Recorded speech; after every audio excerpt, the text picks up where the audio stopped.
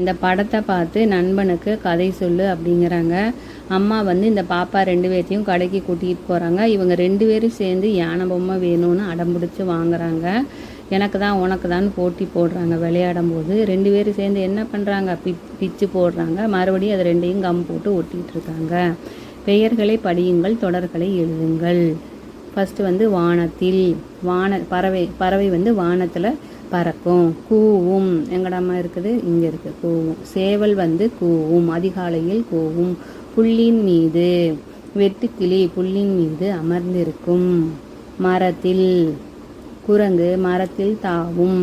நீந்தும், மீன் நீரில் நீந்தும். கல்லின் மீது, தவளை கல்லின் மீது அமர்ந்திருக்கும். வானூர்தினா வானத்தில் பறக்கும். சேவல் காலையில் கூவும். வாத்து தண்ணியில் மிதக்குது. முயல் வந்து குதிக்குது. குருவி வந்து கல் மேலே உக்காந்துருக்கு. குரங்கு வந்து மரத்தில் தாவுது. இப்படி இந்த மாதிரி நீ சென்டென்ஸ் அதில் இருக்கிறத பார்த்துட்டு சென்டென்ஸ் மேக் பண்ண வேணும்ப்பா.